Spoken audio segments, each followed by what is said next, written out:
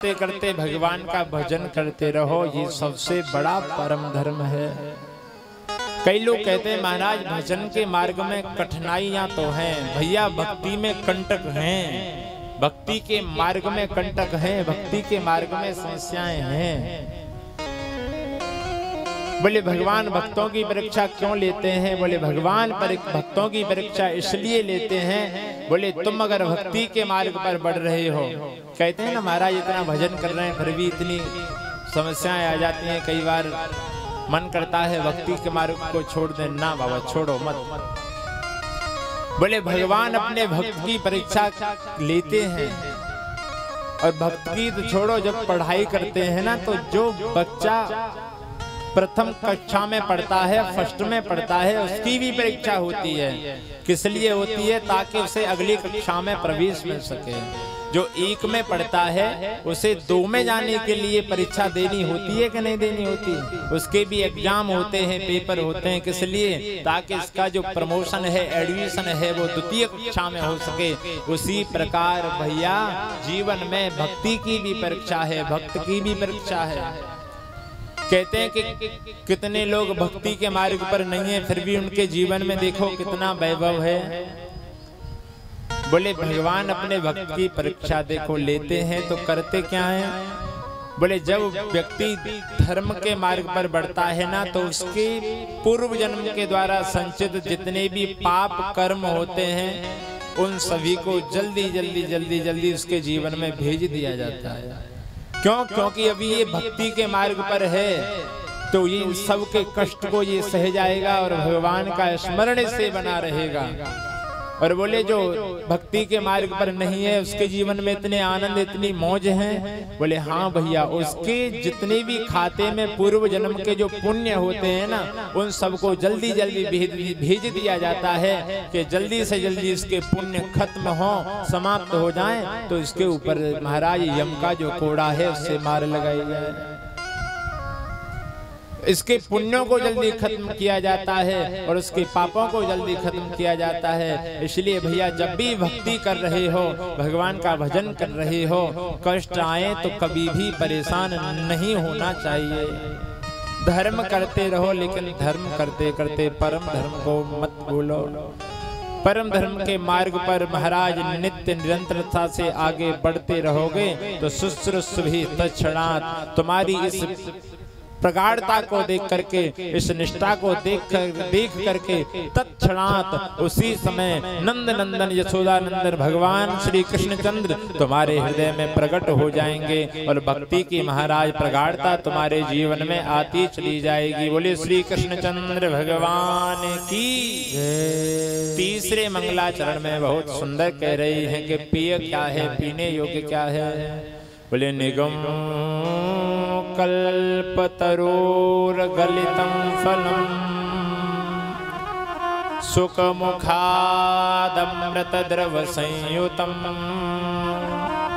पिबत भागवतं रसमालयं मुहुरहो रसिका भुवि भावुकाः। करे निगम कल्प तरोर गलितम फलम। निगम माने वेद, निगमो वै वेदः नितराम गमयति बोधयति धर्मादि पुरुषार्थ चतुष्टयेन जेन। बोले निगम कहते हैं वेद को, निगमो वै वेदः। बोले निगम रूपी वेद का एकदम पका हुआ फल है श्रीमद् भागवत। गलितम फलम, और पकने के साथ साथ एकदम गला हुआ फल है। और ये छिलके वाला फल नहीं है, ना तो इसमें कोई गुठली है और ना कोई छिलका है। कह रहे हैं भैया सुख मुखाद अमृत द्रव संयुतम।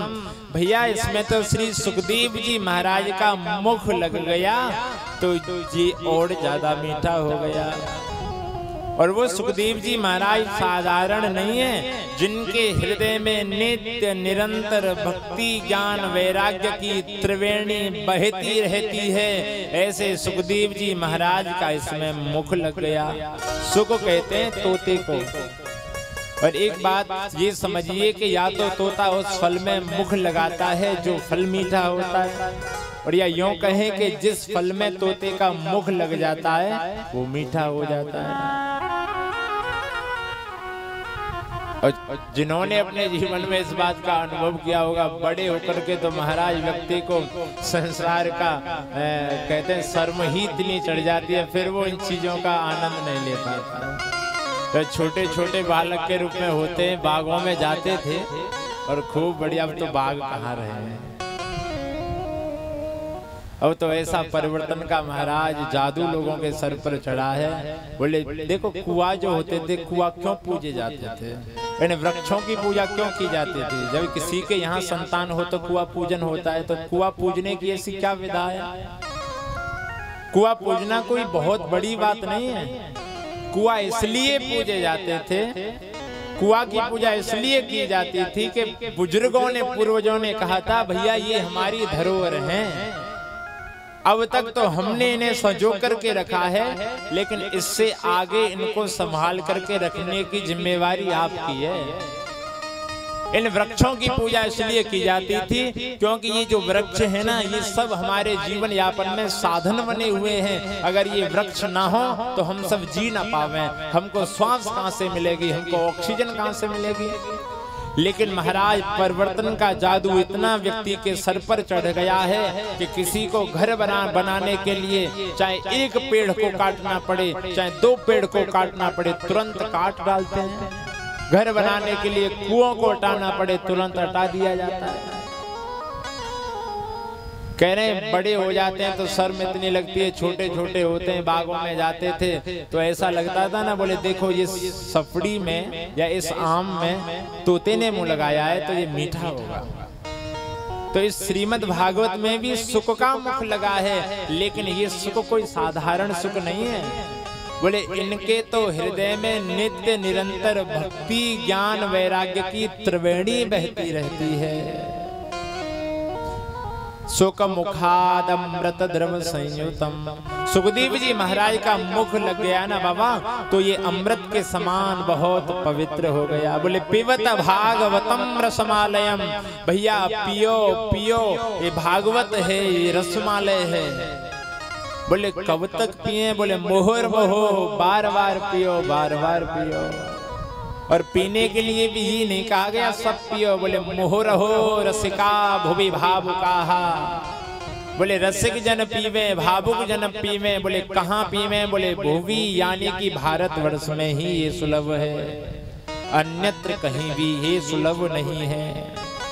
अन्यत्र की जो भूमि है वो सब भोग भूमि है, और महाराज भारतवर्ष की जो भूमि है ये बड़ी पवित्र भूमि है, ये कर्म भूमि है। भगवान को भी जब अवतारोपक्रम में अवतार ग्रहण करने के लिए भूमि को चयन करना होता है तो वो भगवान भी भारत भूमि का ही चयन करते हैं। तो आप तो बड़ी पवित्र भूमि पर बैठ करके ये श्रीमद् भागवत की कथा को श्रवण कर रहे हैं। कह रहे हैं भैया इस कथा को सुनो मत, इस कथा को पियो। कौन कौन पीवे? बोले ये है क्या? बोले ये रसमालयम। भैया ये रसालय है, रसालय।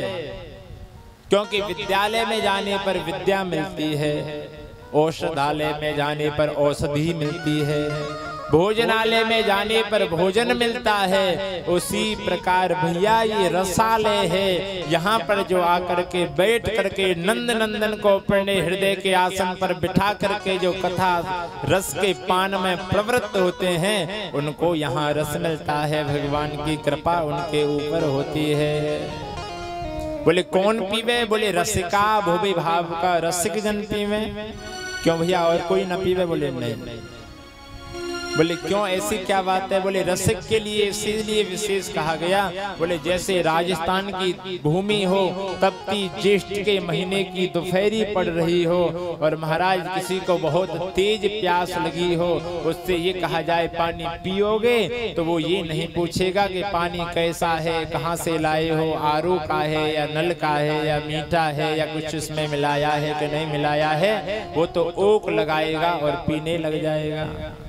और आप यहाँ पर खूब बढ़िया जल भर के रख लो और उसके बाद में उसमें बढ़िया से चीनी मिलाओ, खूब बढ़िया रुआबजा ठंडाई मिलाइए, सल्ली से डाल करके ठंडा कीजिए, शरबत बनाओ बढ़िया, और उसके बाद में रोड पे रख के महाराज लोगों को बुला बुला करके पिलाओ कि लो भैया जल पी लो, लो भैया जल पी लो। और किसी को प्यास नहीं लगी है, आप उसे बुलाओगे तो वो कहेगा कहाँ पे लाए हो, अच्छे कुएं से भर करके लाए हो कि नहीं? बोले हाँ शुद्ध एकदम आरो का जल है भैया। बोले मीठा मीठा है कि नहीं है? बोले हाँ बहुत चीनी डाली है, दूध भी डाला है, ठंडाई भी डाली है, और सिल्ली भी डाली है, बर्फ भी डाली है। तो बोले हम नहीं पिएंगे। क्यों नहीं पियोगे? बोले हम तो डायबिटीज के मरीज है, हमारे तो शुगर है, हम क्यों पियोगे? मीठा ज्यादा कहीं कर दिया हो आपने। तो बुलाने पर एक तो कितना आग्रह उसने करवाया, उसके बाद में भी आया, तो आने के बाद में कितने बहाने बनाए, और फिर भी जल पी करके नहीं गया। इसलिए जो भागवत कथा रस का रसिक नहीं है उसको निमंत्रण नहीं दिया है महाराज।